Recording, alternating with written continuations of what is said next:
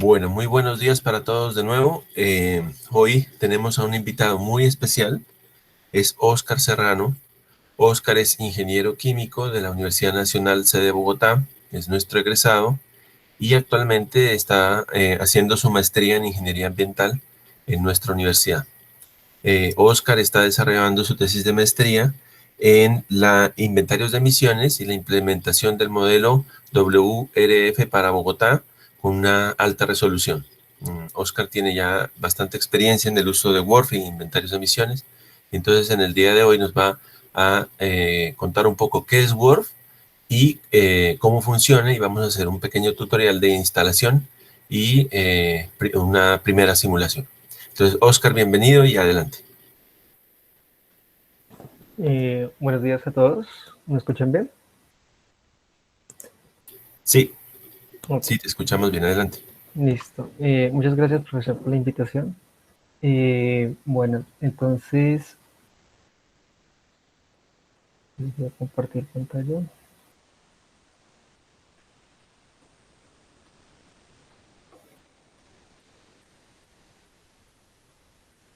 Listo.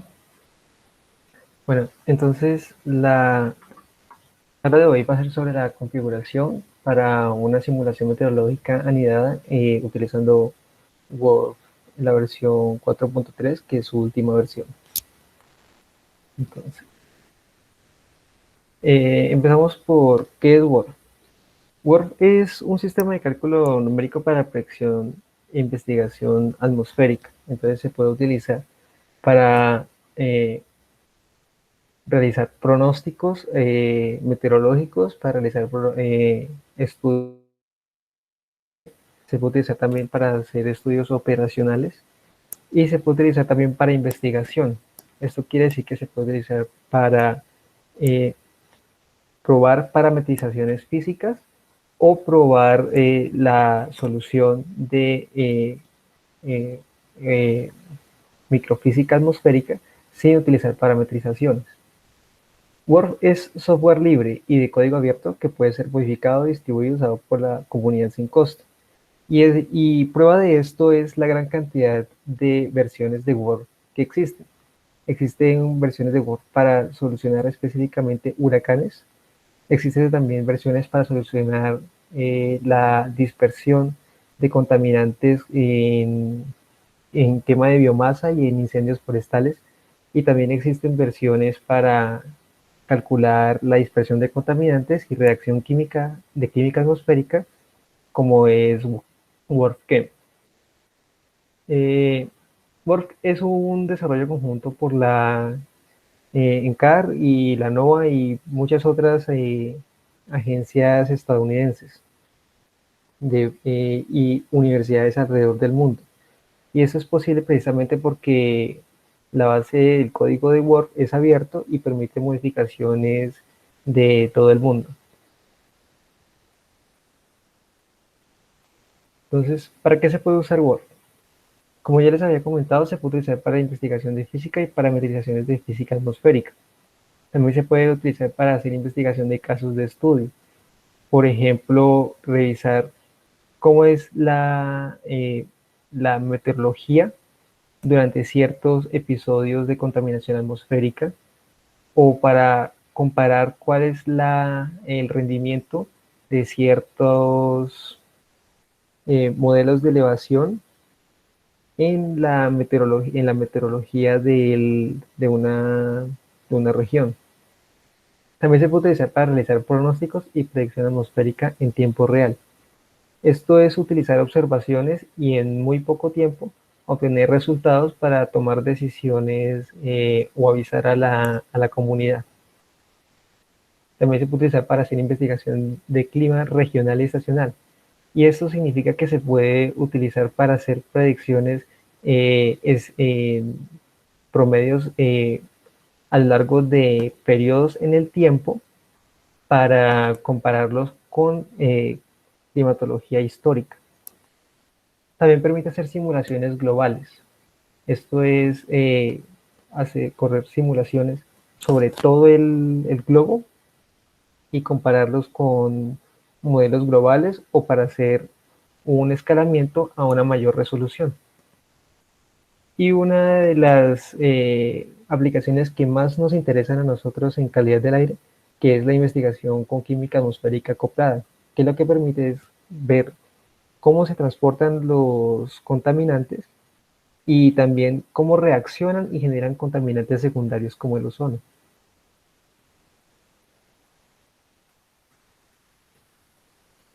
Entonces, aplicaciones. En aplicaciones voy a presentar pues dos estudios que se han hecho con Word. Uno de ellos es uno de los primeros que se utilizó Word con su complemento de química atmosférica por KEM, que fue en un estudio del 2015 por Anikinder Kumar, en el que se utilizó un inventario de emisiones global de baja resolución como un primer acercamiento al modelamiento de calidad del aire utilizando WordChem. En estas gráficas podemos ver el ajuste de la comparación entre de dos variables, entre observaciones y el modelamiento utilizando Word. Entonces, en la gráfica izquierda vemos la temperatura y en la derecha la velocidad del viento. Vemos que si el modelo representa un ciclo diurno, realmente en algunos casos puede estar un poco alejado y especialmente en la temperatura y en la velocidad del viento también puede tener unas diferencias considerables. Esto realmente también puede atribuírsele a la baja resolución con la que se desarrolló esa simulación, pero de todas formas es un primer acercamiento y es eh, lo que permitió luego seguir mejorando sobre esta base. El uso este modelamiento fue para estimar las concentraciones de PM10 sobre Bogotá. Y podemos ver que esto presenta concentraciones relativamente altas, pero digamos que esta parte todavía es necesario realizar otra etapa de validación con las mediciones en las estaciones de monitoreo.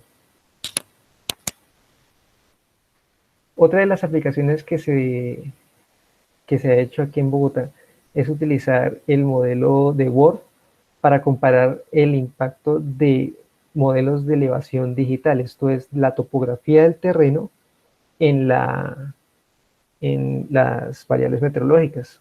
En este caso, por ejemplo, temperatura y velocidad del viento. Ese estudio fue realizado por Marco. Y por ejemplo, podemos ver que para distintas topografías, el modelo puede comportarse de forma muy alejada de las observaciones, así representa el ciclo diurno.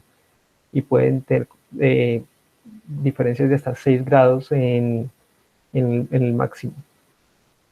Pero asimismo, una mejor topografía, una mejor definición de estas características topográficas puede permitir acercarse y reducir los errores significativamente hasta que solamente sean de hasta 2 grados. Y podemos ver que también la velocidad del viento en la gráfica derecha ahora es una aproximación mucho mejor con el modelo 2, que es el que presenta como el mejor acercamiento a las observaciones. Y en esta gráfica se puede ver la diferencia entre utilizar un modelo y utilizar un modelo de elevación digital y utilizar de mayor resolución y uno de menor resolución. Podemos ver que la mayor diferencia se encuentra en las gráficas de velocidad del viento y radiación solar, que son las gráficas C y D. Esto es muy importante porque la topografía juega un papel muy importante en la resolución de las velocidades en Word.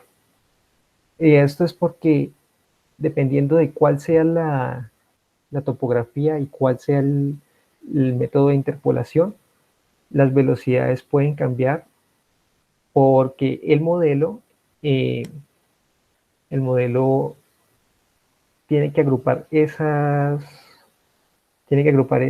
topografías, esas elevaciones, por, por celdas con las que se esté trabajando, por ejemplo, de 1 kilómetro. Entonces, si la topografía cambia muy abruptamente, entonces el modelo empieza a tener problemas para poder continuar, para poder realizar los balances y resolver las ecuaciones de transferencia de movimiento y de masa y de energía. Entonces, eso puede hacer que las velocidades se vean afectadas, principalmente las velocidades se vean afectadas en estos casos. Ahora vamos a ver un breve resumen de cuál es el funcionamiento de Word.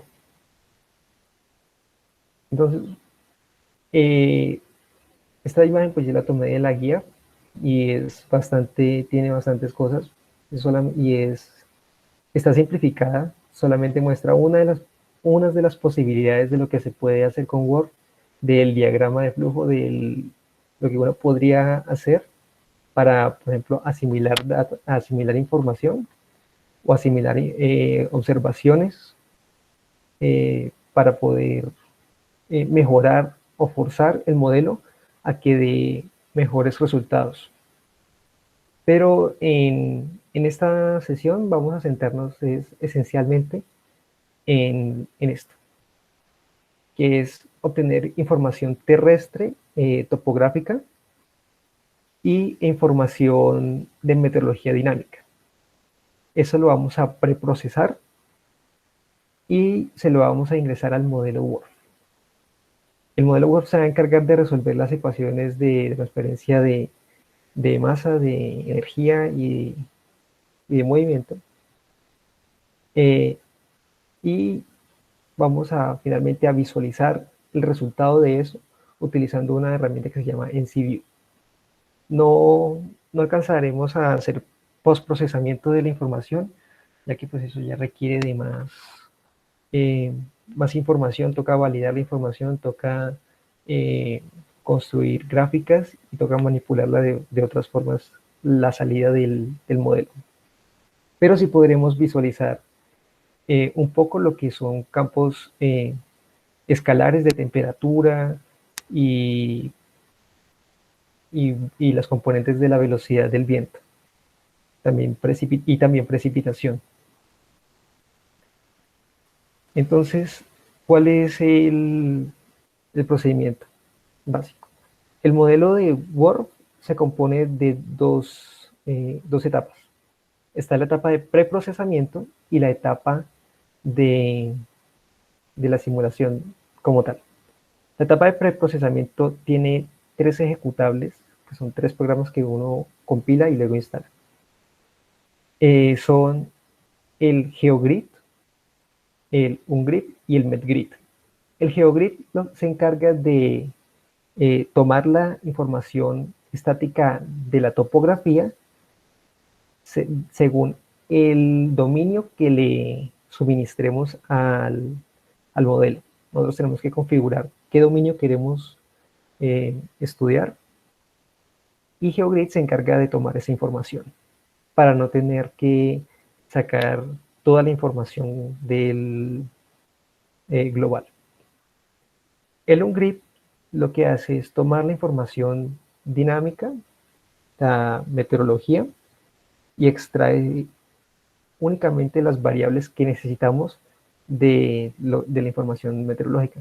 Como veremos más adelante, la información meteorológica la podemos obtener de internet, es abierta, es pública. En algunos casos toca hacer registros, pero para lo que vamos a utilizar hoy es completamente abierta, necesitamos registrarnos. Y contiene muchas variables que no son realmente necesarias para correr el modelo. El OnGrid se encarga de coger solamente las variables mínimas necesarias y pasarlas a un formato intermedio. Luego el GeoGrid también genera un formato intermedio que luego se combina junto con el formato intermedio salida del UNGRID en el MetGrid. y esto va a generar un archivo en un formato especial que se llama netcdf, que es el que recibe realmente el modelo WRF. Este archivo netcdf entonces pasa luego a un nuevo ejecutable, que es el ejecutable real, que se encarga de generar niveles, eh, niveles verticales y una distribución de niveles basada en la deformación del terreno. O sea, es lo que se conoce como niveles eta. O sea, no utiliza niveles de isobáricos o niveles de por altura en metros, sino es por deformación de la topografía. Eh, eso lo veremos más adelante. Y luego entonces, una vez hecho eso, entonces ahí sí se ingresa la información al modelo de Word, que tiene los métodos numéricos para resolver las ecuaciones. Listo, entonces ahora vamos a empezar la simulación y empezamos definiendo los dominios. Entonces el dominio que vamos a simular es uno grande que cubre desde menos 65 grados oeste a este a menos 85 y desde menos 5 sur a norte hasta 15 sur a norte. Con un dominio interior anidado que está centrado en Bogotá. Un grado al norte, un grado al sur, un grado al este y un grado al oeste. Entonces empezamos con esto. La primera parte es conseguir la información geográfica. Entonces, para conseguir la información geográfica, que usualmente se consigue cuando se instala el modelo, se busca lo que acabo de buscar acá, WPS GeoData, que esto WPS pues, se refiere al módulo de preprocesamiento. La primera página va a tener la información que necesitamos, que es esta, que es la información obligatoria geográfica para poder utilizar el modelo, que es la más recomendada. También se puede incluir información que uno haya tomado de otras fuentes. Por ejemplo, eso fue lo que hizo Marco. Él tomó las mediciones satelitales de ALOS Pulsar y esa información se puede convertir a un formato que recibe el modelo de Word. Entonces, esta información se descarga y pesa 2.6 gigas comprimida, pero una vez se descomprime pesa 29 gigas. Entonces, es para tener en cuenta que correr estos modelos requiere bastante espacio. Listo. Y lo otro que necesitamos es la información dinámica. Entonces, eso se consigue fácilmente en esta página que es de la NOAA. En esta página de la NOAA podemos encontrar varios modelos globales.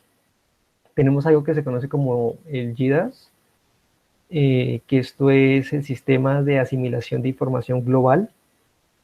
Tenemos otro modelo que es el GFS, y tenemos otras variaciones que es el GFS Ensemble y GFS Ensemble Chem. Esos modelos son básicamente el mismo, la diferencia es la información que reciben para hacer los análisis. Por ejemplo, este GFS se hace cada 6 horas el análisis, se hace a las 0 horas Zulu, a las 6, a las 12 y a las 18.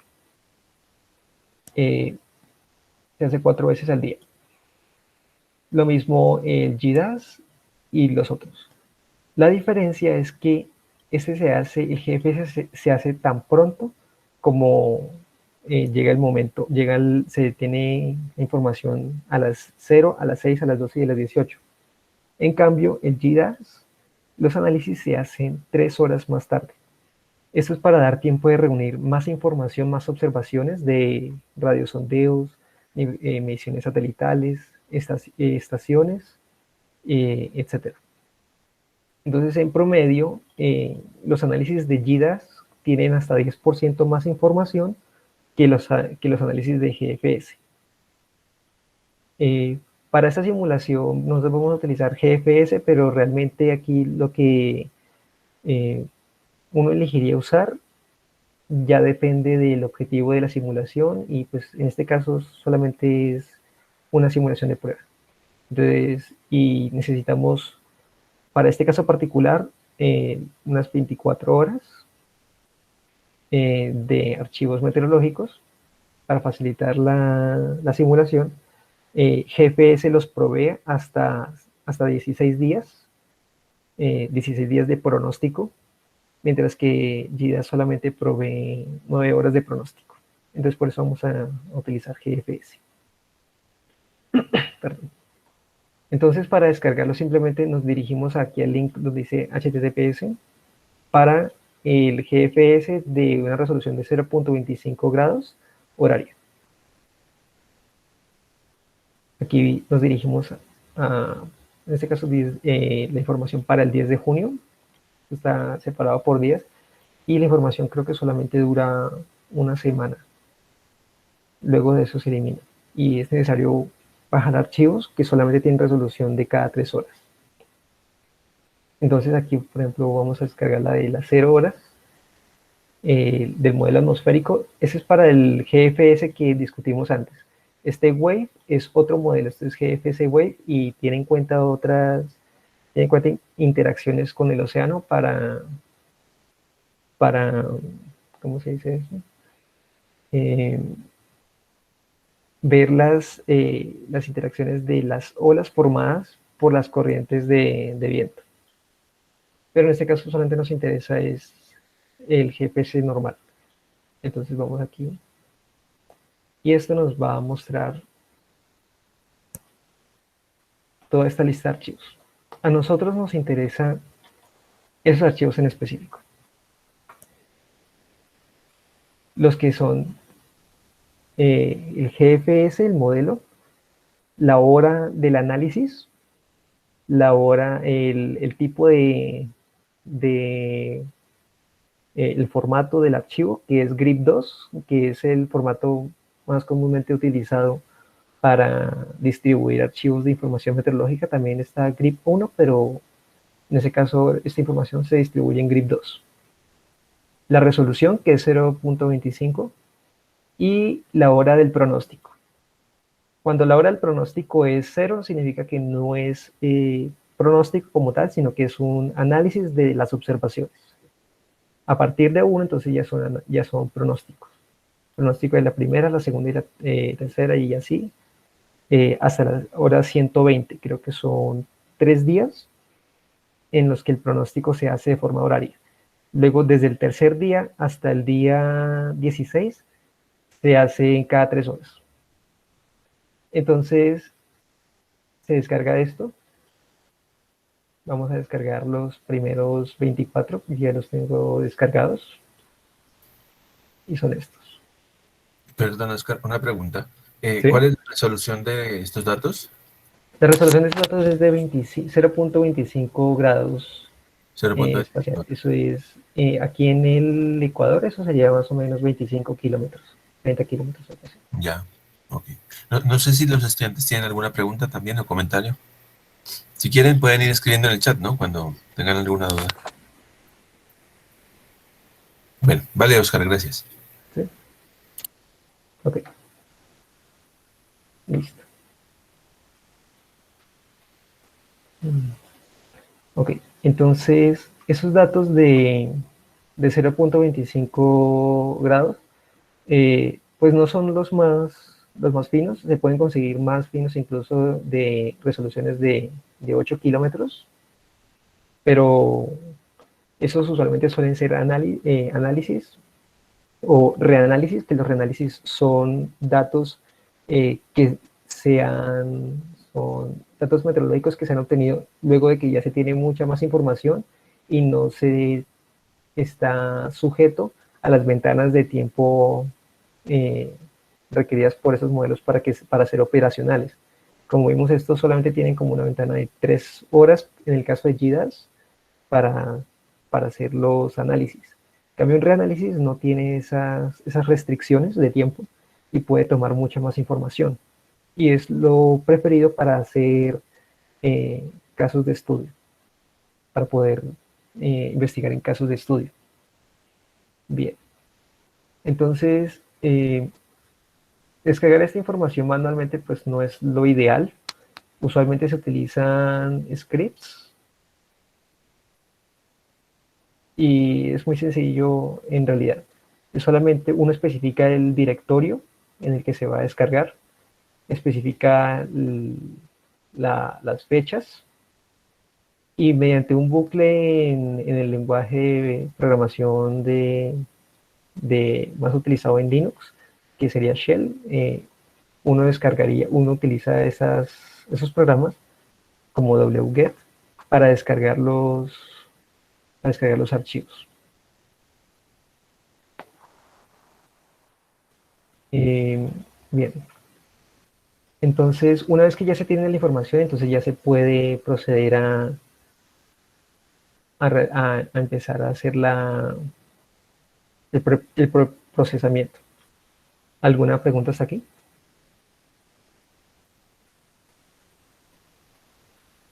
No sé si tiene alguna pregunta, comentario. Claro, no es tan sencillo, ¿no? Lo que nos muestra Oscar no es tan sencillo y tomó mucho tiempo para llegar hasta aquí, ¿no? No es tan fácil. No sé si nos puedes contar un poquito de la experiencia, Oscar, de cómo fue el proceso para ti de llegar hasta acá. Porque uno lo ve rápido y no tan difícil, pero eso no es fácil, ¿cierto? Sí, la verdad es que esta información está dispersa. O sea, uno en internet, uno busca, bueno, entonces, ¿cómo empiezo a correr el modelo? Digamos que uno encuentra tutoriales para compilarlo, pero luego de compilar el modelo ya es como terreno libre, uno no sabe por dónde empezar, uno no sabe qué información tomar, cómo configurarlo con la información que recibe y todo eso. Entonces, esto es un poquito de leer en varios sitios y leer también la documentación del mismo Word, que le da pistas a uno como de qué datos son más fáciles de usar, porque ya tiene configuraciones eh, eh, como en las carpetas. O sea, uno ve que hay archivos que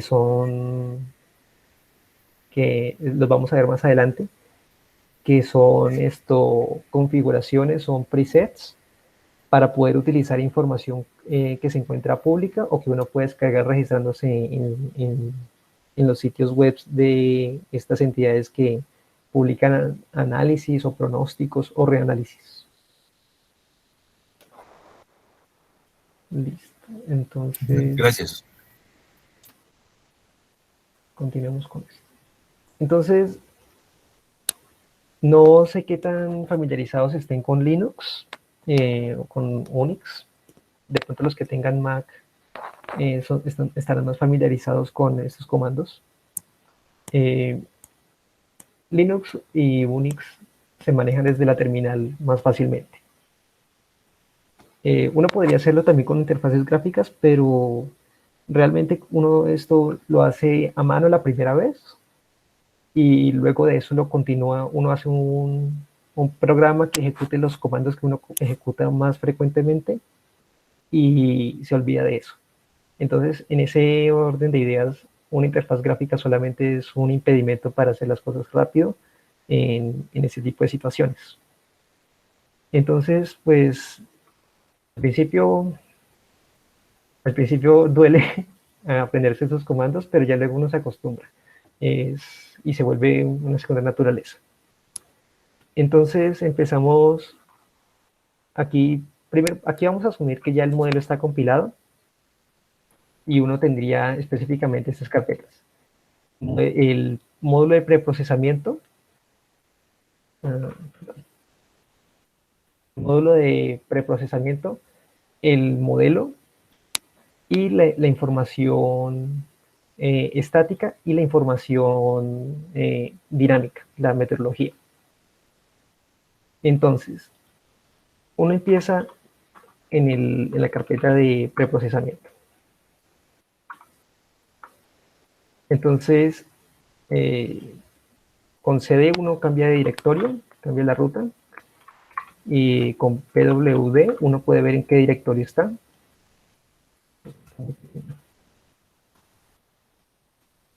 Y con ls uno puede ver cuáles son los archivos que están en el directorio donde está parado. Con lsltrha o ltrh uno puede organizarlos por orden de creación. Entonces, la forma de configurar el WRF es utilizando archivos de texto, específicamente este que se llama namelist.wps. Entonces lo vamos a revisar. La idea era modificarlo aquí al mismo tiempo, pero yo creo que no nos va a dar el tiempo. Entonces, simplemente les explico cómo es la configuración de este dominio. Con un archivo de configuración ya escrito. Entonces, la configuración para correr el módulo de preprocesamiento tiene estas dos secciones de aquí. Principalmente esas dos son las que toca configurar. Entonces, nosotros empezamos definiendo el módulo, el núcleo de procesamiento que es ARW. ARW simplemente es el módulo con el que se hace el cálculo de los numérico de las ecuaciones de transferencia. Eso viene por defecto. Y luego entonces también configuramos el máximo número de dominios.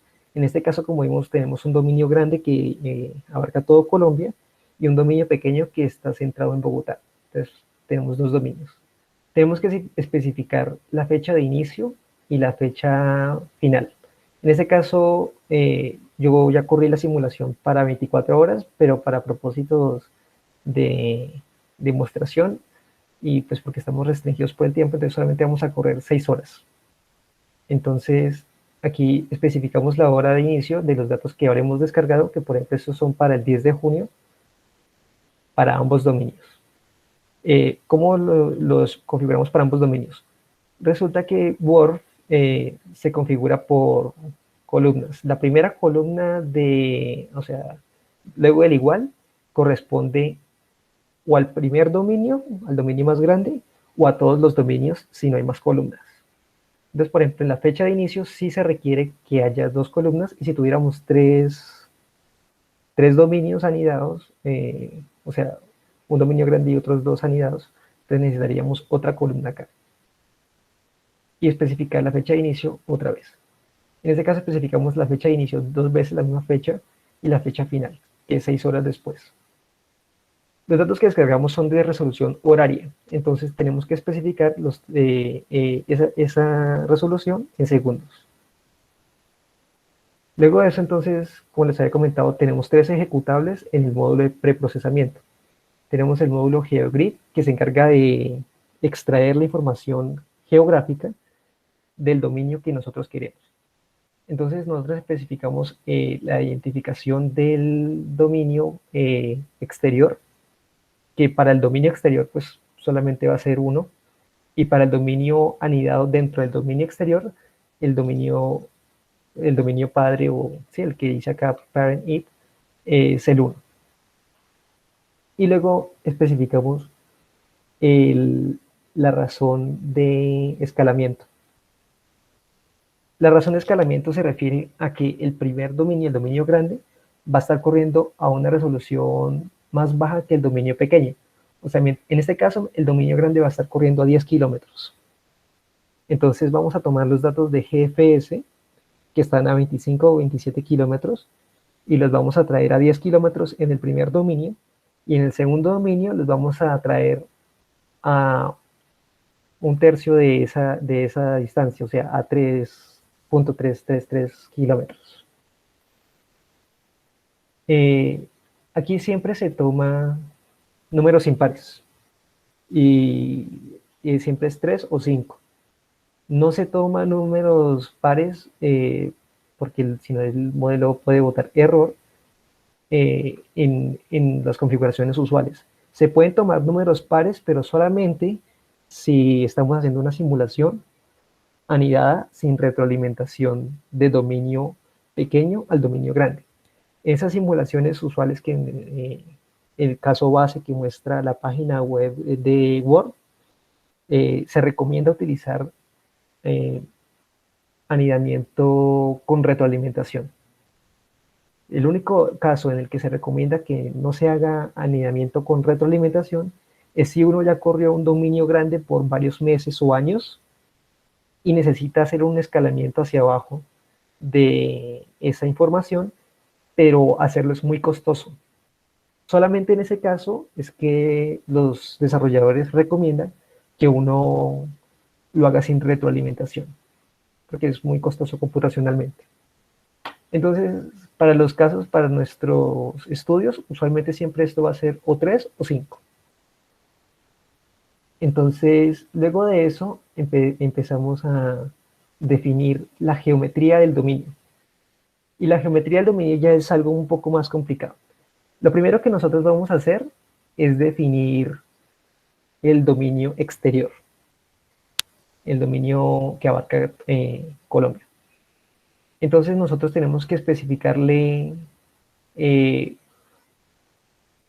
punto de grilla en el que empieza el dominio. Entonces con el dominio 1 es sencillo, siempre se coloca 1 y 1. Con el dominio 2 ya vamos a verlo luego. Y luego de eso entonces tenemos que especificar cuántos puntos de grilla tiene el dominio exterior. Entonces para eso necesitamos varios datos. Necesitamos los puntos de grilla, necesitamos la latitud de referencia, la longitud de referencia y la latitud verdadera. Estos parámetros los voy a ir explicando mientras voy calculándolos. Entonces, la forma de calcular estos parámetros es muy sencilla. Nosotros tenemos un dominio que abarca Colombia que va desde menos 65 hasta menos 85.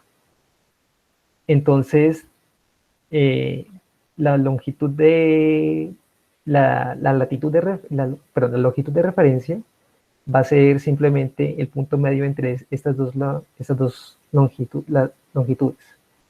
Perdón. Esto es, la longitud de referencia va a ser entre esas dos longitudes, entonces eso lo tengo al revés.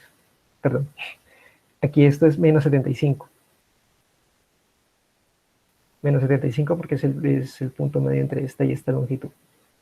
Y para la latitud es de menos 5 a 15, entonces es 5. Aquí los tengo al revés. Entonces, en la longitud de referencia ponemos menos 75 y en la latitud 5. Luego de eso tenemos que calcular el número de puntos de grilla. Entonces, como este es un dominio cuadrado, entonces solamente toca hacerlo una vez, porque ambos lados miden 20 grados de extensión, tienen 20 grados de extensión. Entonces, cerca al ecuador, un grado de longitud es aproximadamente lo mismo que un grado de latitud, que es 111 kilómetros. Entonces, estos 20 grados nos van a dar cerca de 2.200 kilómetros y nosotros tenemos una resolución de 10 kilómetros. Entonces dividimos esos 2.200 kilómetros en 10 y nos da 220 puntos de grilla. Entonces ya con eso tenemos la información para los puntos de grilla que nos pide el modelo. Entonces esa información la traemos acá y tenemos 220 puntos de grilla, latitud de referencia de 5 grados y longitud de referencia de menos 75 grados. Luego de eso sigue el dominio interior, el dominio 2, que se lo definimos aquí adentro de esta forma. Ese dominio 2 tiene una resolución de 3.3 kilómetros. Y nosotros queremos centrarlo en Bogotá. Entonces, en Bogotá, la latitud de Bogotá es 4.6 grados y la longitud es menos 74.1. Y queremos hacerlo un grado al norte, un grado al sur, un grado al oeste y un grado al este. O sea, es un dominio de 2 por 2 grados. Entonces hacemos el mismo procedimiento de antes, pero ahora con la resolución de este dominio. Entonces tenemos 2 grados por 111 kilómetros, 220 kilómetros, dividido por los 3.3 kilómetros de resolución, y eso nos da 66 puntos de grilla. Entonces ya tenemos ahora la información de los números de puntos de grilla del dominio 2. Ahora lo que necesitamos es este parámetro, el eParent Start y el JParent Start, pero esos parámetros tienen que estar respecto al dominio padre. Entonces, la forma de calcularlos es que nosotros tenemos los límites del dominio 2. Entonces, el dominio 2 en el oeste termina a los menos 75.1 y el dominio 1 a los menos 85. Entonces, esa diferencia es 9.9 grados y esos 9.9 grados los pasamos a puntos de grilla en el dominio 1 y corresponde a 109 puntos de grilla. Esa es la distancia entre el límite occidental del dominio 1 y el límite occidental del dominio 2. Hacemos lo mismo con el límite sur del dominio 2 y el dominio 1. Tenemos 8.6 y eso equivale a 95 puntos de grilla. Entonces ya tenemos definido los nuevos parámetros, que es para el dominio 2. Empieza en el punto 109 y en el punto 95 para J. Entonces esos datos los introducimos en el modelo, en el archivo de configuración del preprocesamiento, acá, 66 y 66.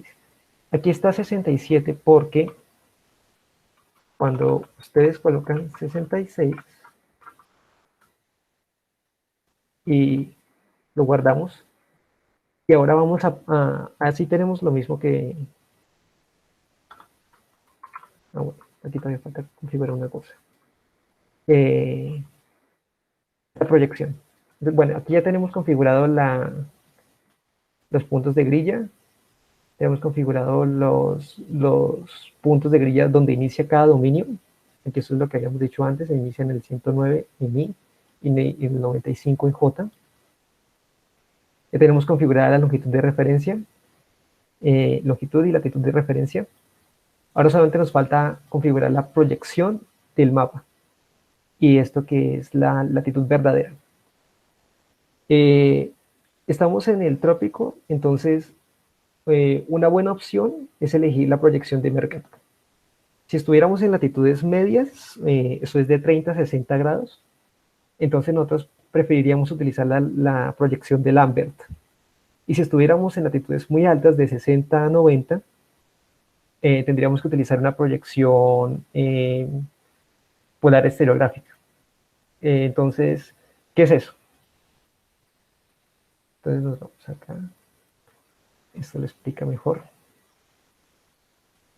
Y lo podemos ver acá. Esas son las distintas proyecciones. Entonces, la polar estereográfica es una proyección que, como les había comentado, funciona muy bien para latitudes altas, entre 60 y 90. Ahí es donde la distorsión es menor. No es la que nos sirve a nosotros. ¿Y qué es el parámetro de latitud verdadera? La latitud verdadera es el punto donde la proyección corta o intersecta con el globo. Es el punto donde no hay distorsión en en la proyección respecto a al globo. Entonces, en la polar estereográfica eso sucede a 60 grados. En la proyección de Lambert eso sucede en dos latitudes, en 60 y 30. Entonces, por eso es que en la configuración hay dos posibles valores para TrueLab. Entonces, TrueLab 1 y el 2. Esas dos configuraciones corresponden a la de Lambert. Y la de Mercator tiene dos intersecciones, pero esas son en el hemisferio sur y norte y son siempre a los 30 grados. Entonces solamente necesita un valor de latitud verdadera, que en este caso es 30. Entonces, por eso elegimos Mercator, porque es la que tiene la menor, bueno, una de las menores distorsiones en el Ecuador, cerca del Ecuador, y elegimos una latitud verdadera de 30. Los otros valores los podemos comentar con un signo de admiración al inicio. Listo. Una vez hecho esto, ya se puede verificar que lo que hayamos hecho, la configuración de los dominios, se haya sido correcta. Entonces eso lo podemos hacer si guardamos y utilizamos una herramienta de, de los mismos desarrolladores de Word, que es el lenguaje de programación NC. Ese se puede instalar utilizando un ambiente virtual de Python que se llama Anaconda. Es fácil de instalar y facilita mucho estas cosas porque la compilación de esas herramientas puede llegar a ser bastante difícil. Entonces, cuando ya está activado el ambiente, porque eso primero toca activarlo, uno puede verificarlo utilizando el lenguaje NCL y dentro de la misma carpeta de WPS hay una serie de herramientas para hacer esta verificación y para revisar datos, salidas intermedias de los ejecutables. Entonces, por ejemplo, si utilizamos este NCL para correr esta rutina de plot grids, le damos enter, entonces esto nos va a dar cómo se ve el dominio que vamos a correr. Y lo que se les había contado es que, porque tenía 67, y es por esto. El anidamiento no termina en un punto de la grilla del dominio madre. Entonces esto puede dar problemas luego. Entonces la recomendación es que se utilice o 64 o 67 para que el dominio anidado termine en un punto de grilla del dominio madre. Entonces por eso lo modificamos por 67.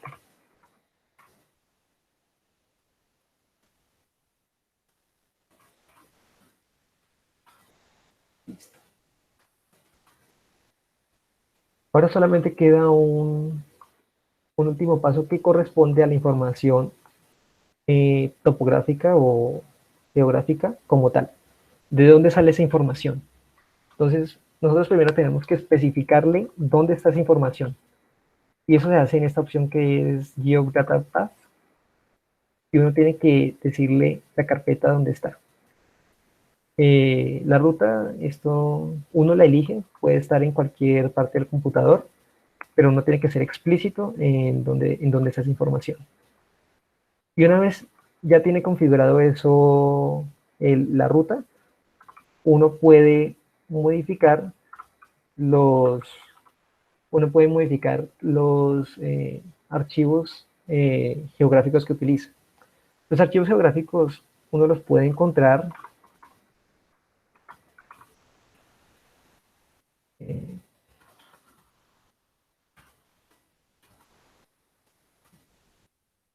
en la carpeta del GeoGrid.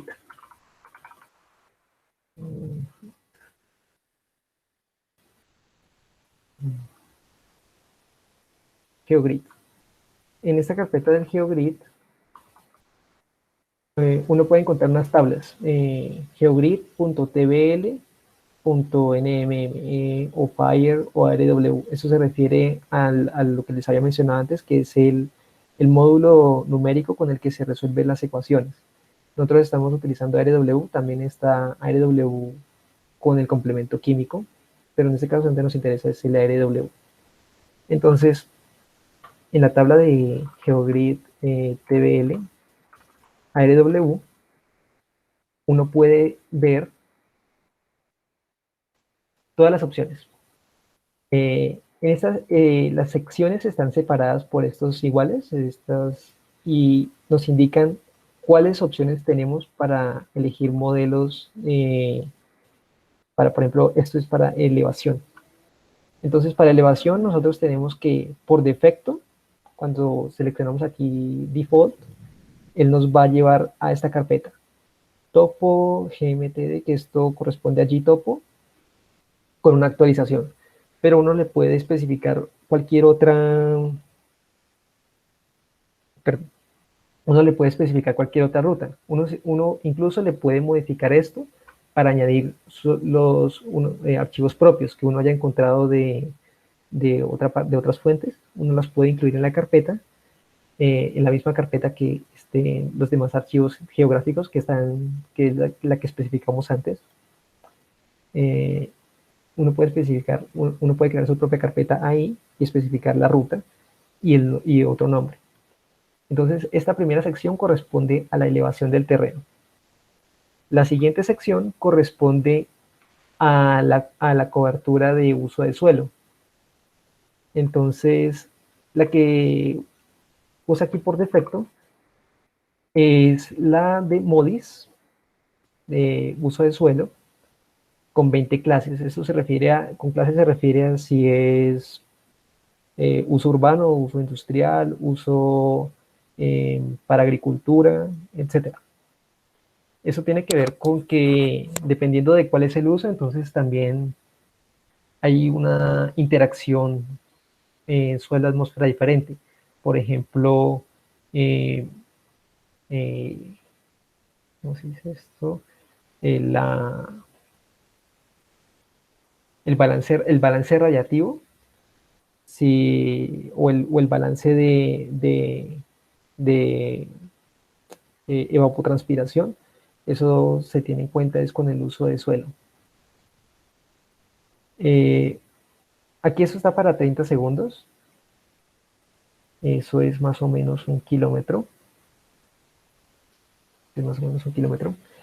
Entonces, uno también puede encontrar información más precisa, por ejemplo, que tenga una mayor resolución, agregarla también a la carpeta y llamar a esa información.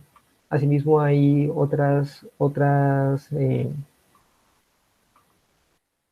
eh, otra información geográfica respecto al suelo.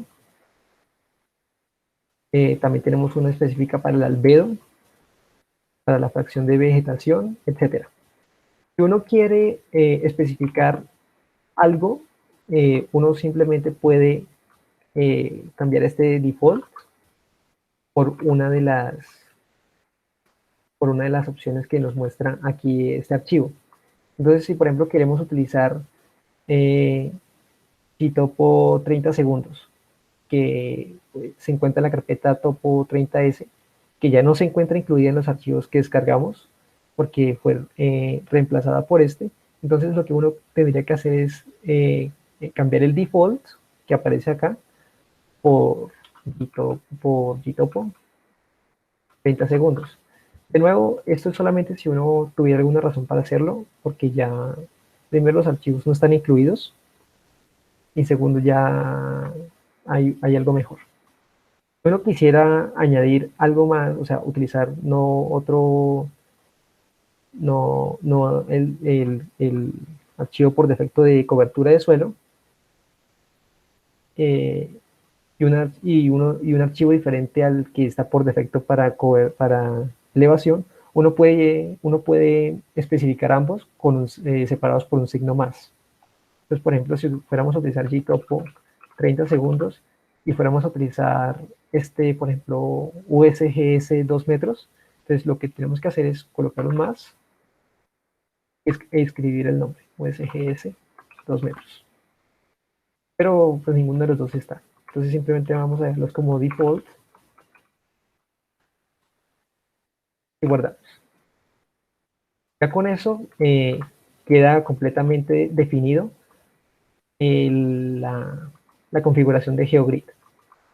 Esto del UnGrid, nosotros no tenemos que moverlo si vamos a utilizar los datos de GFS, porque los datos de GFS vienen todos completos en un solo archivo por hora. Hay fuentes que separan los archivos de superficie de los archivos de altura. Entonces, en ese caso tendríamos que especificarle dos prefijos a la salida de los archivos. Entonces, por ejemplo, en vez de file podríamos colocarle sfc y height, por ejemplo. Pero no es el caso, entonces podemos dejar simplemente el prefijo de file, que debe ser el mismo prefijo que va a recibir el medgrid. Entonces, si especificáramos otro prefijo para el ungrip, también tendríamos que colocarlo en el medgrid. Entonces, para que lo tengan en cuenta si en algún momento trabajan con esto. Entonces, hasta aquí la configuración del módulo de preprocesamiento. ¿Alguna pregunta? No sé si tienen alguna pregunta, algún comentario. Bueno, yo creo que podemos seguir adelante y de pronto al final ya se salen más preguntas. Listo. Entonces, ahora que ya tenemos configurado, lo único que tenemos que hacer es correr los ejecutables. Entonces, primero corremos el GeoGrid. Damos un momento, este no se demora mucho. Y debería aparecernos esto. Completado el GeoGrid exitosamente. Ahora, si recuerdan, en el diagrama de flujo tendremos que correr el UnGrid antes del MedGrid. Entonces, el UnGrid ya es un poquito más demorado y requiere un único paso antes de correrlo, que es enlazar la tabla de variables. Yo les había contado que este Word le dice a uno, le da pistas de qué información puede utilizar fácilmente sin necesidad de configurar mucho. Y es, por ejemplo, cuando uno se va a la carpeta del UnGrid y las tablas de variables.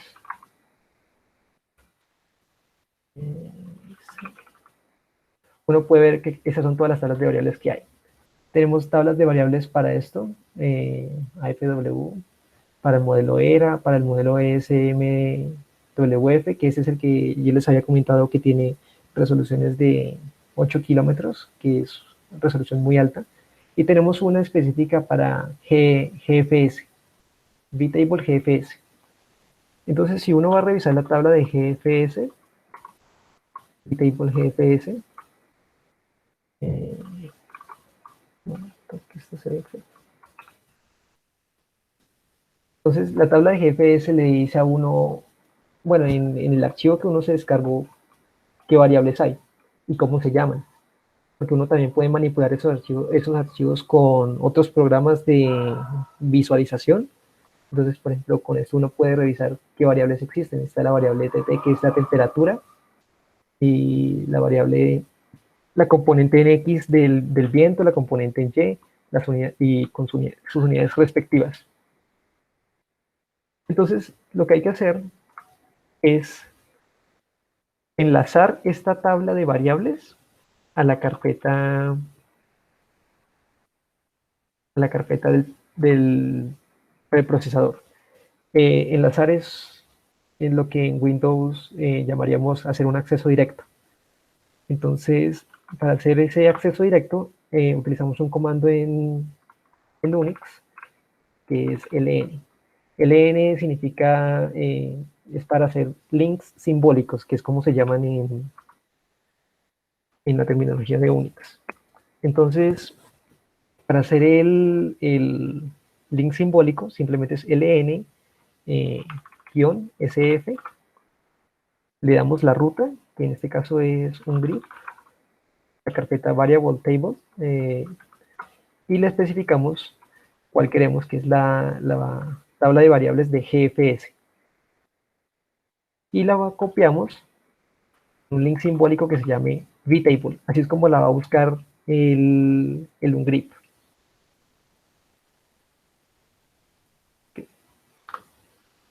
Entonces, los archivos y vamos a ver que está la nueva tabla de variables y está apuntando a la dirección que le dimos antes, que es esta dirección. Una vez que hayamos hecho eso, entonces ya podemos ponerle un grip.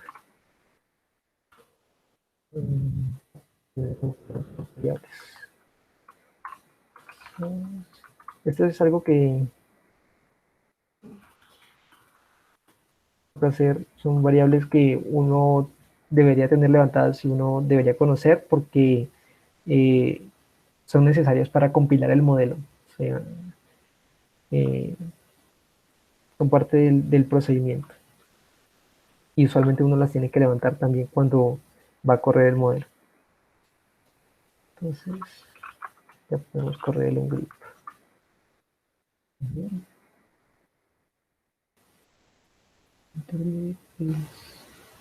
Ah, se me pasó un paso más, que es que toca traer esos archivos que descargamos, la meteorología, toca traerla también a este mismo directorio. Para hacerlo, el modelo nos presenta una herramienta que se llama linkgrip.sh. Entonces uno llama a la herramienta y tiene que darle el directorio donde están los archivos que descargó.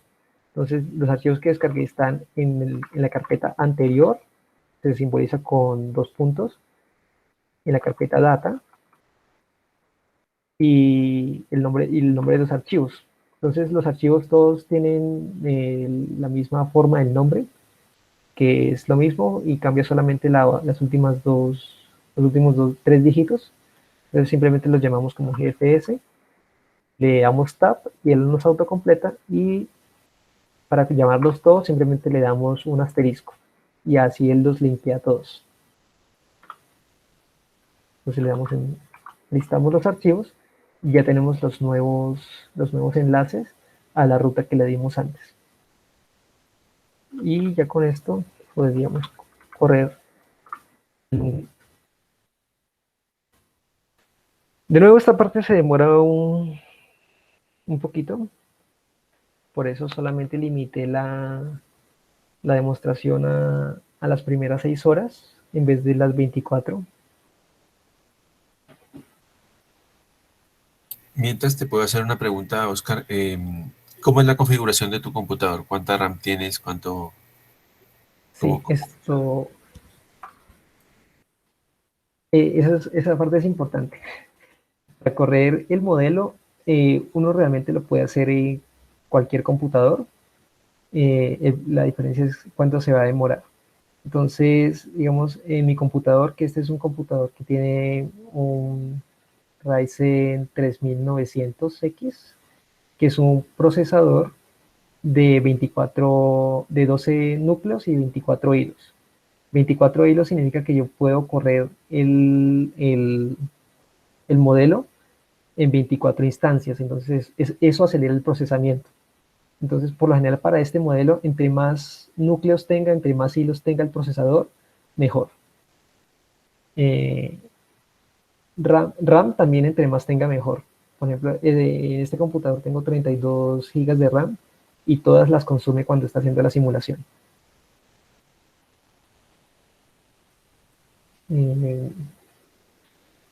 Lo otro también importante a tener en cuenta es el espacio del disco duro.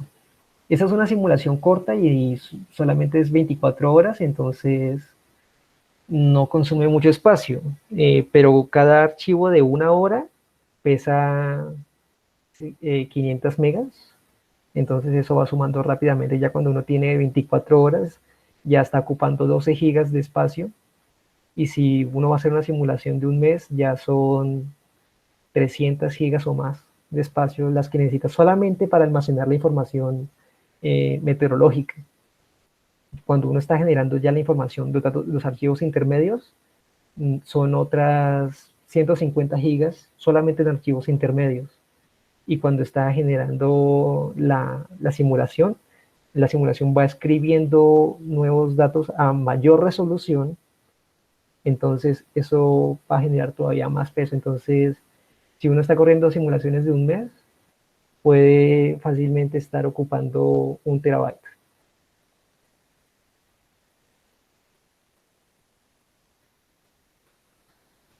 Y esta es una simulación sencilla, ¿no?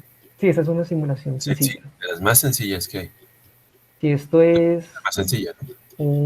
eso es prácticamente el caso base que aparece de ejemplo en la página web, el caso base con anidamiento. Entonces, Mm, no tiene mucha complejidad. sí. Listo. Entonces aquí ya podemos ver que completó la extracción de los archivos de la metodología de los archivos dinámicos. Entonces, si todo salió bien, deberíamos tener nuevos archivos, que son los archivos intermedios. Esos archivos uno los puede verificar que hayan salido bien. Yo les había comentado que esto trae una serie de herramientas que permiten verificar esto, verificar el paso a paso. Lo ideal es que uno, cuando lo está haciendo por primera vez algo, antes de automatizarlo, uno verifique que todo está corriendo bien, y para eso son esas herramientas. Entonces, una de esas herramientas está en la carpeta útil. Entonces, vamos ahí y le damos aquí en rd intermediate.exe. Ese es uno para ejecutar como, ejecutables en Linux. Uno simplemente le puede dar la ruta del ejecutable y pasarle los argumentos. En este caso el argumento es un archivo. Entonces, en este caso le pasamos un archivo intermedio. Cualquiera de los archivos intermedios está bien. Y para hacer que sea más fácil de leer, o sea, uno puede simplemente darle esto, pero entonces le da todo esto y pues leerlo no es cómodo. Entonces, una forma fácil de leerlo es simplemente pasándoselo a otro programa que se encarga de hacer estos archivos fácilmente legibles, que es LES. Entonces le pasamos la información y aquí podemos fácilmente navegarlo. No ocupa el espacio del historial, entonces es más cómodo de navegar. Por lo menos yo lo encuentro más cómodo. Es parte de las herramientas que uno utiliza. Uno aquí puede verificar, por ejemplo, todas las variables que extrajo el ungrip. Por ejemplo, extrajo aquí temperatura, aquí le da la descripción de la temperatura, le da una descripción del nivel en pascales. Cuando es 200.000, pues no es, claramente no es eh, a nivel del suelo. Esto es una notación para decir que es una variable de superficie. Entonces le dice de dónde viene, que es un análisis de GFS, y, y le da otra información que puede ser útil o puede no serlo. Realmente lo que nos interesa aquí es el nivel. Entonces, nosotros estamos interesados en saber cuál es el nivel, la altura máxima que tiene los datos de GFS. Para hacer eso, simplemente nos vamos al final del archivo y vemos que, por ejemplo, para humedad relativa, para la componente Y de la velocidad, el nivel es de 100 pascales. Entonces, ese es el máximo, la máxima altura en coordenadas isobáricas, la máxima altura que tiene el modelo GFS. Ese dato es importante tenerlo en cuenta, porque luego podremos configurar el archivo de la simulación, ya no de preprocesamiento, sino de la simulación como tal. Lo podemos configurar de acuerdo a esto. Bien, ahora que ya tenemos hecho tanto ahora que ya tenemos extraídos los datos estáticos y los datos dinámicos, lo que sigue es combinarlos. Para combinarlos se utiliza el ejecutable de MedGrid. MedGrid es es una rutina que también hace algo de interpolación, ya no es una rutina de extracción de datos de lectura y escritura, sino que también es una rutina de procesamiento. Entonces, como es una rutina de procesamiento, podemos aprovechar si nuestro computador tiene varios procesadores, entonces nosotros podemos aprovechar eso. Una forma fácil de saber cuántos procesadores tiene el computador, si no lo sabemos, es con el comando nproc. Nosotros ejecutamos nproc, aquí nos arroja el número de procesadores que podemos utilizar para paralelizar una tarea. Entonces, en este caso, 24, que era lo que les había comentado. Entonces, entre las librerías que uno tiene que instalar para compilar el modelo, hay una que se llama MPI-CH, MPI, en Pitch. Entonces es la que uno puede utilizar para hacer paralelización de los procesos. Entonces, para correr el medgrid simplemente podríamos colocar medgrid.exe, pero entonces nosotros también podemos paralelizar este proceso. Para hacerlo, mpi run -n, el número de procesadores, podemos colocar aquí es 24, y el ejecutable, entonces medgrid. Yo les había contado que uno especifica la ruta para ejecutar algo, ¿no? La razón por la que coloco el punto slash es porque esa es la ruta. El punto significa la carpeta en la que estoy parado. Punto slash medgrid. Entonces ahora sí le damos enter. Él empieza a hacer el procesamiento. Esta parte también se va a demorar un rato. Bien, mientras... ¿Tienen alguna pregunta? Sí, eso les iba a preguntar. No sé si tienen alguna pregunta, comentario. No sé si, Johan, tú tienes experiencia con Word, creo. No sé si ya has corrido. No, profe. No has corrido Word todavía. Bueno, No, no, señor. vale. ¿Y Paola? ¿Te has contado que estabas haciendo simulaciones?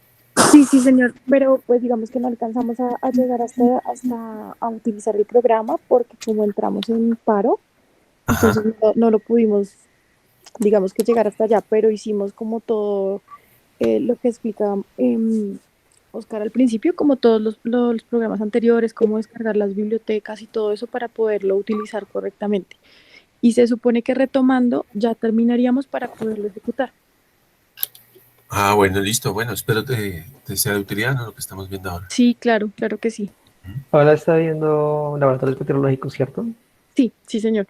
Ah, eso está muy bien. ¿Tú ya se conocían con Paola? Sí. Ah, bueno. Muy bien.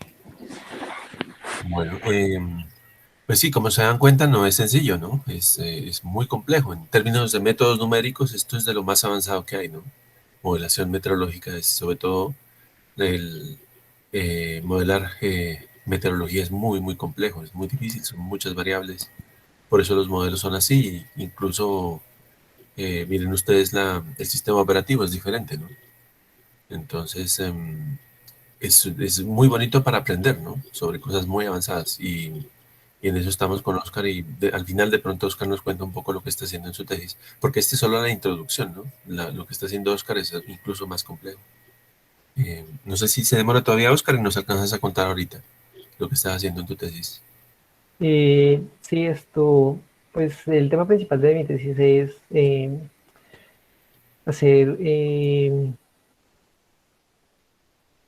integrar el inventario de emisiones, un inventario de emisiones local en una simulación de WRF-Chem. Entonces es utilizar este WRF y con el complemento de química atmosférica acoplado y de esa forma obtener resultados que sean que esperamos que sean tan cercanos a las observaciones como se pueda, porque estamos partiendo de un inventario de emisiones local que no es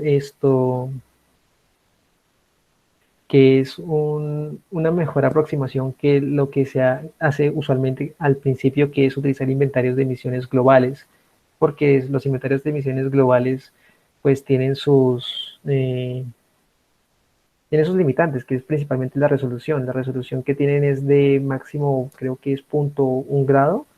Eso es como de 10 kilómetros, más o menos. Entonces, es difícil que coincida perfectamente con las verdaderas emisiones de la ciudad, y aparte, pues la metodología de hacer un inventario de emisiones globales por balance energético. Entonces, puede que los datos sí sean los reales o no, no lo sabemos.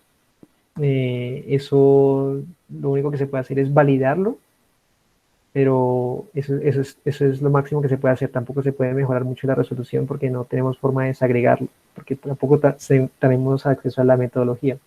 Entonces, pues una opción es hacer un inventario de emisiones global, perdón, local. Y ese es el que se introduce en complemento de química atmosférica y para hallar la dispersión de los contaminantes y encontrar la concentración. Entonces es un poco un nivel más de complejidad, porque aparte de hacer todo esto que estamos haciendo acá para configurar la parte meteorológica, también toca procesar esos datos del inventario de emisiones local. Tiene que ser desagregado, tiene que estar en un formato especial que reciba el Word. Entonces, y luego de eso toca hacer el postprocesamiento. Y no solamente eso, sino que las simulaciones son muy costosas. Esa simulación que estamos haciendo aquí es para un dominio súper sencillo, y por día simulado puede consumir fácilmente 1 hora de tiempo físico. Entonces, dependiendo del computador. Entonces, en un computador de mesa normal, no creo que se pueda hacer más rápido que media hora. Una simulación de 24 horas así normalita. Entonces, cuando se va a hacer para Bogotá a mayor resolución, no 3.3 kilómetros como aquí, sino que, por ejemplo, 1 kilómetro, se necesita mucha más capacidad de cómputo, se necesita mucha más capacidad de almacenamiento, porque los archivos que generan son muy grandes. Bien, aquí ya vimos que terminó el NetGrid. Entonces continuamos porque esto es largo y se nos agota el tiempo. Entonces, una vez que ya se ha terminado el MedGrid, nosotros tenemos un archivo, esos son notas que no son errores. Mientras no sean errores, no hay problema, tampoco son warnings. Una vez que ya tenemos esto, entonces uno puede revisar el registro del procesamiento de variables meteorológicas. Eso está en medgrid.log.000. Se genera un archivo de registro por cada procesador que se esté utilizando. Entonces, medgrid.1, .2, si hay un error y no les aparece en el punto 00, es necesario revisar cada uno de los archivos para ver dónde está el error. Porque muchas veces solamente aparece en uno de los 24 o los 80 si está utilizando un clúster. Entonces podemos revisar aquí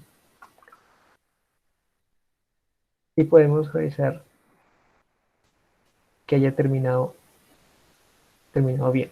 Toca verificar que hayan terminado bien, porque hay veces que termina exitosamente, pero realmente no.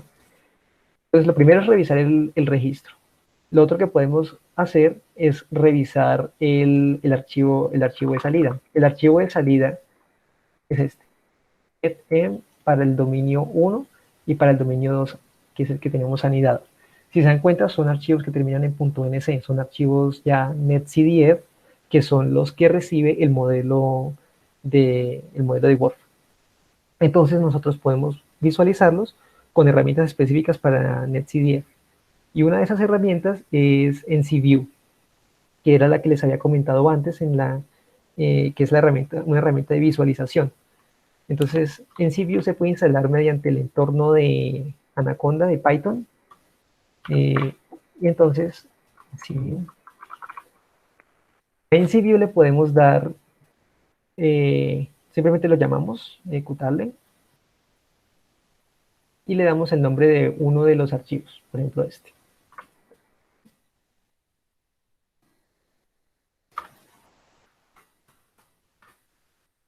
Entonces, esta ventana, y aquí podemos verificar las variables que existen. Pues, por ejemplo, una de las variables que existen son albedo, uso de suelo, humedad relativa, temperatura, velocidades, componentes en velocidades. Entonces podemos verificar que esté bien. Simplemente le damos y aquí podemos ver las variables. Esto solamente está para un momento en el tiempo, porque si se dan cuenta hay un archivo por cada momento. Entonces, si quisiéramos ver una animación, tendríamos que unirlos. Pero pues en este momento solamente necesitamos saber que las variables están en el archivo. Esto es importante, les repito, es importante que estén atentos a los archivos de salida, que se den cuenta de que son razonables, de que no se les están yendo a la M por, por algún error del software o de configuración. Entonces, una vez que ya estamos seguros de que la configuración, de que los archivos intermedios de salida los archivos de salida del preprocesamiento están bien, podemos pasar a la parte de la simulación de Word. Entonces, vamos al directorio de Word y en el directorio de Word tenemos varias carpetas. Se podría correr en run, pero es mejor si simplemente corremos las simulaciones en este directorio test. Vamos a test y en test tenemos varios casos. El caso que uno usualmente compila y el que es útil para nosotros es el caso real. Entonces uno se va a la carpeta de Unreal. Si se dan cuenta, en la carpeta de Unreal todos son links simbólicos. Todos están apuntando a otros lugares. Eso significa que simplemente podemos copiar la carpeta y si borramos algo por accidente no pasa nada. No estamos borrando nada porque todo está en otra parte. Estos son solamente accesos directos. Entonces, por eso es mejor trabajar en esta carpeta. Listo. Entonces, lo primero que hay que hacer es enlazar los archivos de salida del preprocesamiento. Entonces, para enlazar los archivos de salida del preprocesamiento se hace igual que cuando enlazamos la tabla de variables, la vtable. Simplemente le damos ln del link simbólico, sf, le damos la ruta está 3 carpetas atrás, entonces 2 puntos, slash, 2 puntos, slash, 2 puntos, carpeta wps, y vamos a enlazar todos los archivos que comiencen por met.m.d0, que corresponden tanto a los dominios al dominio 1 y al dominio 2. Veamos esto, el asterisco para que los enlace todos automáticamente, y el punto que significa la carpeta donde estamos parados. Veamos esto. Y ahora tenemos los nuevos enlaces que están apuntando a la carpeta que le dimos antes. Una vez que ya tenemos eso, entonces ya podemos empezar a configurar el modelo como tal. Entonces, aquí la namelist es namelist.input. Es namelist.input. Entonces, esta es un poquito más complicada. Tiene más opciones, porque aquí también, aparte de definir el dominio, también es necesario definirle nuevas variables al dominio y definir variables de parametrizaciones de física. También es necesario, es principalmente eso, sí, variables de física. Hay otras cosas que se pueden modificar, pero eso ya es si uno necesita realmente optimizar el funcionamiento o si tiene necesidades muy específicas para correr el modelo. Entonces, nosotros empezamos por correr por revisar los tiempos de corrida. Entonces, ya les había dicho que originalmente yo lo corrí para un día, pero en este caso solamente lo vamos a correr para 6 horas. Entonces aquí ponemos 0 días y 6 horas. La fecha de inicio, 2021, junio 10, empieza a las 00, y ya no termina el 11 a las 00, sino que termina el 10 a 06. 10:06. De nuevo, los archivos de meteorología que nosotros utilizamos son de 3.600, cada 3.600 segundos, cada hora. Especificamos eso. Nos va a preguntar si las condiciones de entrada vienen de un archivo o de la misma simulación. Para el dominio más grande, esto siempre va a ser cierto, siempre va a ser true. Pero para el dominio interior, no necesariamente. Nosotros podemos podemos hacer que los dominios anidados hereden las entradas de la simulación del dominio exterior. Pero esto no es recomendado por los desarrolladores, solamente es para propósitos de investigación, creo entender. Entonces no siempre, no es algo por lo que se tengan que preocupar, siempre coloquen true y true, y el programa les genera los archivos de las condiciones de entrada. Luego el siguiente parámetro a configurar es el historial, el intervalo de historia. Esto se refiere a cada cuánto va a guardar variables, por así decirlo. Entonces esto está en minutos. Cada 60 minutos, cada hora, va a guardar las variables de la simulación de lo que haya hecho. Entonces, como está resolviendo las ecuaciones diferenciales, cada hora va a guardar en lo que se encuentre en ese momento. Luego sigue esta opción que es cuadros por archivo de salida. Con cuadros se refiere a precisamente cada vez que guarda. Entonces, cada hora va a guardar, si le damos en 1, cada hora va a generar un nuevo archivo de salida para cada dominio. Entonces, en la primera hora va a generar 2 archivos. Yo personalmente recomiendo hacerlo así, un archivo por cada cuadro, porque en caso de que se les vaya la luz, en caso de que tengan algún error de configuración, en caso de que, como vamos a ver más adelante, la configuración no sea óptima para lo que están usando y les genere un error más adelante, digamos en la hora 20 de 24 o mucho más adelante, si tienen un error, entonces van a perder y están guardando todo en un solo archivo. Entonces, si tienen un error, van a perder la simulación de las siguientes horas, o les va a tocar concatenar, les va a tocar ver cuáles horas son repetidas, cuáles no. Les va a tocar modificar básicamente el archivo de salida a mano.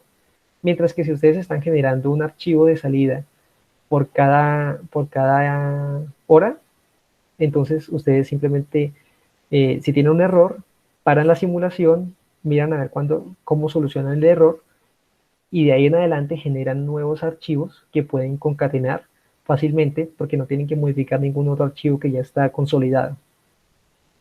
Entonces, es solamente algo que puede serles útil, y lo digo por experiencia personal. Lo siguiente que tenemos es el reinicio. Word permite reiniciar simulaciones en caso de que les haya pasado algo como lo que les mencioné. Estas dos opciones les van a permitir hacer eso. Cada 240 minutos, por ejemplo, o sea, cada 4 horas, va a generar un archivo de reinicio. Entonces, mientras está corriendo en false, significa que va a tomar Va a empezar la simulación en el archivo que les estemos especificando aquí con esta fecha. Pero si le indicamos que es true, entonces también tenemos que modificar aquí la fecha de inicio, y lo que va a hacer si tenemos true es que va a buscar el archivo de reinicio que tenga la hora que hemos especificado acá. Entonces, por ejemplo, si se nos dañó la simulación en la hora 5, entonces nosotros, como estamos grabando cada 4 horas, un archivo de reinicio, entonces podemos colocar aquí 4 para que sea la hora 4. Podemos aquí colocarle true y él va a iniciar no desde la hora 0, sino desde la hora 4. Y va a continuar ahí. Y entonces ahí, esa es una forma de encontrar cuál puede ser un error a la hora de correr una simulación. Que ya vamos a entrar en eso y ya les comento cuál puede ser uno de los errores más comunes por los que la simulación puede estarles fallando. Y finalmente, las últimas 4 opciones en esta sección se refieren a los formatos en los que van a salir los archivos. El archivo de salida, que es history, el archivo de reinicio, los archivos de entrada de las condiciones iniciales y las condiciones de frontera, van a estar siempre, pues no siempre, o sea, uno puede elegirlo, pero por comodidad uno elige 2, que significa formato netcdf, porque es el formato que utiliza Word, entonces no tiene uno que preocuparse por estar cambiando nada. Entonces simplemente podemos dejarlo como 2. Pero también uno le puede configurar, por ejemplo, el formato de los archivos GFS, que es grip2. También hay un código para colocarle grip2. Listo. Ahora sí, lo que les estaba comentando. Una de las razones por las que las simulaciones pueden fallar es por el, el paso de tiempo. El paso de tiempo en las ecuaciones diferenciales parciales es muy delicado. Y eso está descrito en un criterio que se llama la condición de Coram-Friedrich-Levy, que indica que el paso de tiempo siempre tiene que ser, bueno, en la mayoría de los casos, para esas ecuaciones diferenciales parciales, que depende del tiempo, que usualmente son hiperbólicas, tiene que ser menor a un tiempo máximo. En el caso de Word, ese tiempo máximo usualmente está dado por la fórmula de 6 veces la resolución en segundos. O sea, la resolución en kilómetros y el resultado en segundos. Entonces, por ejemplo, aquí estamos trabajando una resolución de 10 kilómetros. Multiplicamos eso por 6 y eso es lo que nos da en segundos. Entonces, máximo 60 segundos. Es el tiempo de paso máximo que admite el criterio de Coram-Friedrich-Levy, que es CFL, así lo pueden encontrar en Google. Pueden buscar criterio CFL para leer más al respecto. Entonces, ese es el criterio, ese es el límite máximo del tiempo de paso que funciona aquí en Word. Entonces, si yo colocara 60, que es el máximo, yo estoy corriendo la simulación al límite. Puede que me corra bien durante todo el periodo, o puede que en algún momento supere el criterio. Entonces, yo le puedo colocar aquí 55 para ahorrarme ese problema. Realmente esto ya es muy al tanteo, porque puede ser que con 59 ya no haya error, con 60 de error, con 60 de error en la hora 17. Se supera el criterio de CFL. Entonces puede que con 59 ya no haya error. Yo le coloqué 55 para estar seguro. Y hay un valor mínimo o sea, deseable. Uno realmente no quiere bajar esto mucho, porque entre más lo baje, más se va a demorar la simulación. Pero el límite inferior recomendado es no multiplicar por 6, sino multiplicar por 4. O sea, multiplicar entre 4 y 6 para que la simulación corra de forma estable. Listo. Entonces, así es como uno define el paso de tiempo. Pero ¿qué pasa si uno quiere no un paso de tiempo de 55, sino de 55.5? Para eso son esas dos opciones. Esas dos opciones indican, uno puede indicar una fracción que se va a añadir al tiempo de paso anterior. Por ejemplo, si yo quiero 55.5, yo coloco aquí en el numerador 5, aquí en el denominador 10. Es lo que significa esto, numerador, denominador. Entonces aquí simplemente lo vamos a dejar en 0 y 1 para que sea 55. Luego de eso sigue lo que ya habíamos visto antes. Esto simplemente es copiar y pegar de la namelist del preprocesamiento.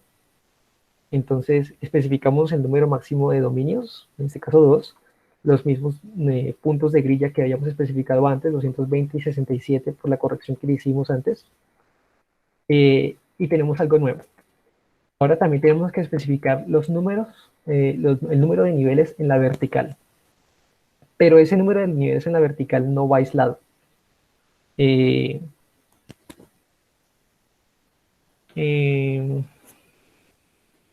también ese número de niveles en la vertical va a depender de qué valor le demos en la máxima presión, o sea, en el nivel más alto. Nosotros habíamos revisado antes que el nivel más alto que permiten los datos del modelo es 100 pascales. Por defecto el modelo aquí nos está diciendo que utilicemos 5000. Y los datos que nos da para 5000 funcionan. O sea, 45 niveles en la vertical en ambos dominios, estos valores tienen que ser iguales, siempre. 45 niveles en la vertical para ambos dominios, con un grosor en superficie de 1.1. Esto utiliza un grosor, este grosor se refiere al logaritmo de la presión, entonces es adimensional. Este grosor es 1.1, entonces si uno le cambia esto, por ejemplo, si le coloca 100, entonces este número de niveles en la vertical no va a alcanzar para llegar tan alto, a esta presión de 100 pascales. Entonces ya no necesitamos 45, sino que necesitamos alrededor de 80. Yo probé con 81, parece ser que corre, pero es lo mismo que el paso de tiempo. Eso toca el tanteo, toca ver de pronto cuál puede ser un valor óptimo o cuál no, para que corra. Esto no es problema de que, no tiene el problema de que va a dañarse la simulación luego, sino que al principio le va a decir que no va a correr. Entonces uno no pierde tiempo, pero pues es tedioso hallar la configuración del principio. Entonces, por regla general, uno puede colocarle 5000, lo que les recomienda al inicio por defecto, o puede utilizar 81 y 100, donde 100 es el máximo nivel que ofrece GFS. Listo. Entonces aquí lo vamos a dejar por defecto. Obviamente, si uno le aumenta mucho los niveles de la vertical, pues va a aumentar también el tiempo de simulación. Que le pongamos 81 en vez de 45, pues va a duplicar el tiempo de simulación. El tiempo físico real que toma la simulación. Listo. Ahora tenemos que especificar el número de niveles en el MetGrid. Esto es fácil de revisar y es un valor que uno tiene que tener en cuenta. Entonces uno uno puede revisarlo simplemente utilizando una herramienta que se llama NCDump. Esto viene instalado cuando uno compila el modelo. Entonces, con H para que lo que uno va a leer, lo que uno va a ver sea legible. Y le pasa un valor, cualquiera de los METM. Por ejemplo, este. Y se lo pasa al programa LES para que sea más fácil de leer. Entonces, cuando uno está viendo eso, uno se da cuenta de esto. Aquí al principio le va a dar toda la información que uno necesita. le va a decir cuántos puntos de grilla tiene y cuántos niveles en la vertical tienen los datos que uno descargó. Eso es diferente de los niveles en la vertical que uno especifica acá. Estos son niveles que el programa va a interpolar. Estos son niveles que la información de entrada tiene. Entonces, uno tiene que especificar este valor exacto, 34, y es el que uno configura acá. Número de niveles en los archivos de MedGrid, 34. Número de niveles de la capa del suelo, 4. Estos son los mismos que uno coloca acá. Y listo, ya con eso está configurado ahí. Listo. Otra cosa importante aquí en la configuración de los dominios es el DX, o sea, la resolución.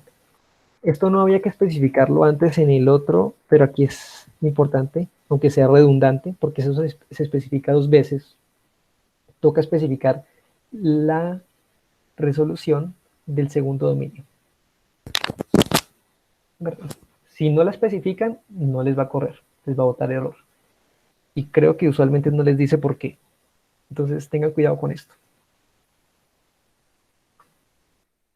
Esto simplemente es especificar cuál es el nombre del dominio exterior, el dominio padre. Entonces, si tuviéramos tres anidados, un anidado dentro del dominio 2, entonces colocaríamos aquí que el nuevo dominio sería 3, y que el dominio padre aquí sería 2, y etcétera. No es necesario, pero es lo que se hace. Ahorita no estamos trabajando sino con 2 dominios, entonces por eso.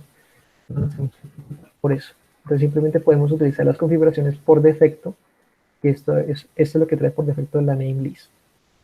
Esto, igual que antes, esto es lo que calculamos cuando hicimos el cálculo de los dominios anidados, y esto es lo que le digo que es redundante.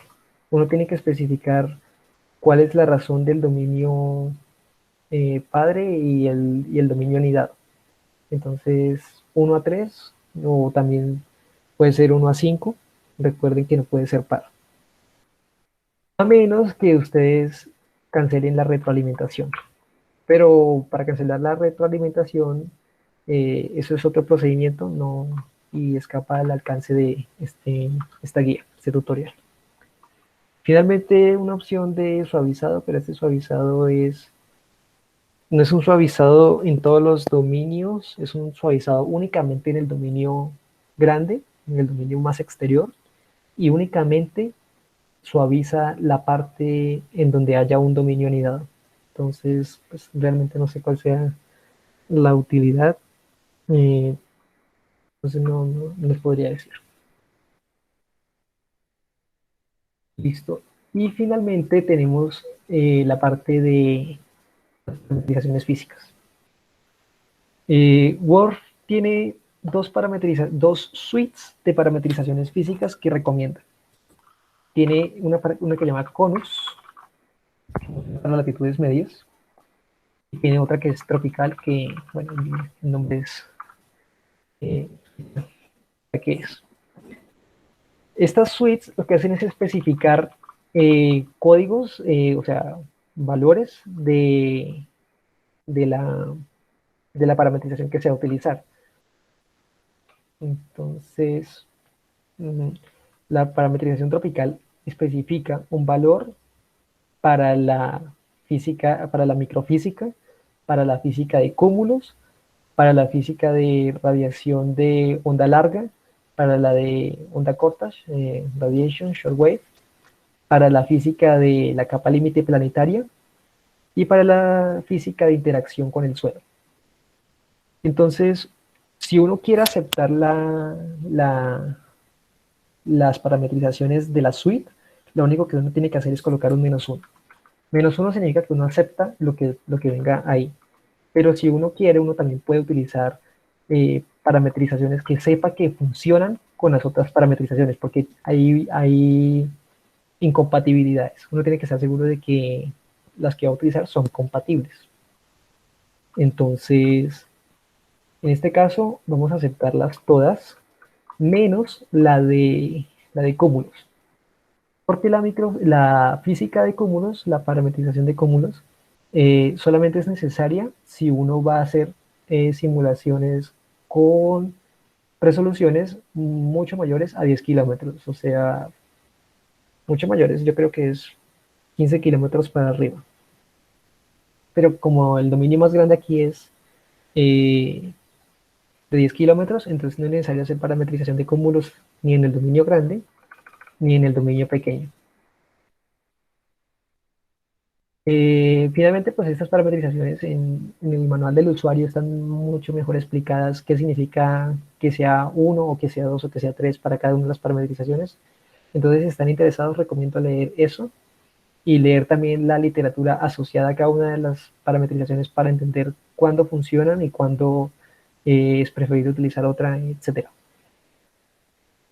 Y con eso ya hemos terminado de configurar lo que usualmente se toca para hacer estas simulaciones de casos bases.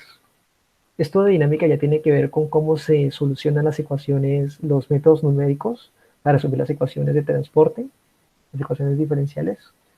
Tiene que ver con que si uno va a resolver la difusividad, si uno va a resolver la turbulencia, si uno va a resolverlo de forma hidrostática o no hidrostática. Eh, Esto usualmente se maneja como no hidrostático porque esa es precisamente la utilidad del modelo, no obviar la complejidad para poder obtener pronósticos. Entonces, de nuevo, estas configuraciones están mejor explicadas en la guía del usuario y ya son muy específicas y dependen mucho del objetivo de la simulación. Esta sección es para los archivos de entrada, esto tampoco realmente se toca, a menos que uno tenga una muy buena razón para hacerlo. Uno puede utilizar varios archivos de entrada de condiciones de frontera. Eso es posible, y eso se configura acá. Pero en nuestro caso no lo tenemos que configurar, entonces lo dejamos quieto. Y esta última opción de Nameless Quill, eso es para cuando uno quiere reservar procesadores para, para hacer la escritura de datos. Yo les había comentado que uno escribe archivos de reinicio y archivos de salida cada hora de simulación. Eh, Uno puede reservar un procesador para que se dedique únicamente a escribir archivos. Y eso es útil cuando uno está escribiendo archivos muy grandes que superan el tiempo de paso el, el tiempo que demora integrar un paso de tiempo. Entonces ya con eso, bueno, en este caso pues no lo necesitamos, pero que sepan que existe. Y esto solamente es una parte de la configuración que se puede hacer. En la guía de usuario hay muchas más opciones que uno puede configurar para correr el Word. O sea, son páginas y páginas de listas de opciones que uno puede configurar. Pero estas son las más importantes para el caso base. ¿Alguna pregunta hasta ahí? ¿Alguna pregunta, algún comentario? No, adelante, creo que no nos queda mucho tiempo, por favor, Oscar. Listo, ok. Bueno, como no queda mucho tiempo, pues yo simplemente les digo qué es lo que sería ya cuando está configurada la namelist.input. Y es que una vez que ya enlazó todos los archivos de meteorología, uno corre en paralelo el real.exe. Lo que hace es convertir las coordenadas isobáricas en coordenadas dependientes de la deformación del terreno. Entonces, el nivel depende... no tengo una gráfica aquí para explicarlo, pero bueno, pueden buscar mejor coordenadas de deformación de terreno, coordenadas dependientes de la deformación del terreno, y eso es simplemente que las coordenadas, los niveles no son rectos con la altura como uno esperaría de coordenadas normales, sino que se deforman. Eso es lo que hace real. Real es bastante, corre bastante rápido. Entonces, esperamos una forma de ver cómo está corriendo eso es si nos vamos así por termina de correr. Es en Real. Uno puede ver cómo corre cuando uno utiliza el comando tail f rslout. Y le dice, por ejemplo, que ya el real ya terminó exitosamente. Y ya una vez que se hace eso, entonces ya uno puede correr por fin el, el modelo Word también en paralelo. Entonces, cuando uno tiene el tail, entonces él le va mostrando cómo va resolviendo todo. Entonces aquí empieza a resolver cada uno de los cuadros. Resuelve dominio 1 y dominio 2 y dominio 1 y dominio 2 al mismo tiempo. Y listo. Entonces, pues, como no tenemos mucho tiempo, vamos a saltarnos eso y vamos a suponer que la simulación terminó exitosamente. Y vamos a ver rápidamente la visualización de esos resultados con NCView. Entonces, creo que ya tengo eso. RSD.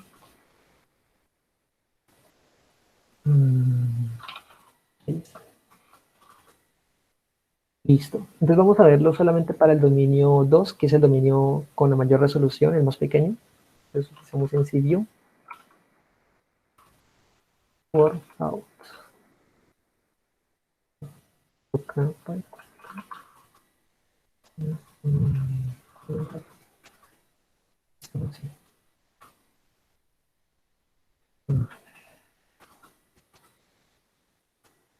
Entonces, ahora ya podemos ver estas variables, por ejemplo, podemos ver la temperatura.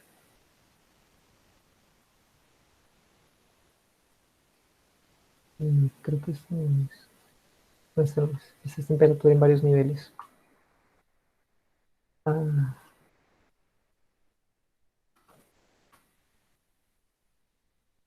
Es esta temperatura a 2 metros de la superficie es esta.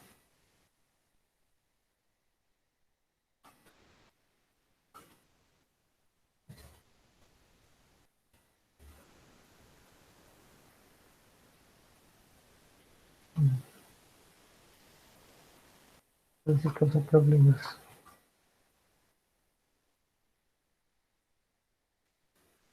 Ya listo. Entonces, nosotros podemos aumentarlo. Y digamos que así como se ve todo eso borroso, es como inicia la simulación porque los datos todavía no han sido corridos, entonces los datos están en baja resolución. Pero una vez que ya tenemos la primera hora de la corrida, entonces ya podemos ver más detalle y podemos ver ese tipo de gráficas. Si queremos, también podemos hacer una animación en NCView. Simplemente tenemos que darle un delay, un retraso, porque si no las pasa muy rápido. Y podemos ver la evolución.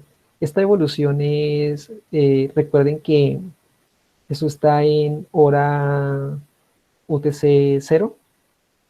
Entonces, las 0 horas significa que acá son las 7 de la noche. Entonces, si nos vamos al primer cuadro, a la primera hora, esto sería a las 8 de la noche, estamos viendo que la temperatura es baja. Y si damos clic en cualquier punta, podemos ver una serie de tiempo. Entonces, por ejemplo, esto es prácticamente hasta la mitad, es 10 de junio, y luego sigue siendo 11 de junio. Entonces, si podemos ver en algunos puntos, aquí o aquí,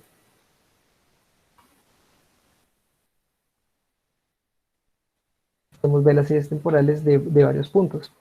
Y eso no es lo único, también podemos visualizar las componentes de la velocidad. Si quisiéramos ver el campo vectorial de la velocidad, tendríamos que utilizar otro programa. Desafortunadamente NCView no deja, pero utilidades para manipular eso hay muchas. Ya es cuestión de que se metan a jugar con eso.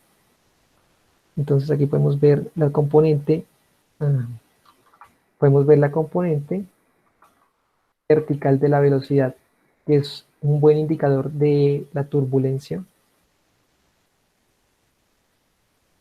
Y esperaríamos que fuera alta alrededor del mediodía. Entonces, aquí sería, aquí amanece, aquí es mediodía.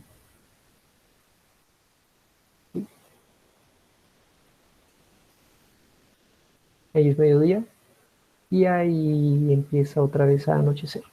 Y se puede ver el ciclo diurno también acá.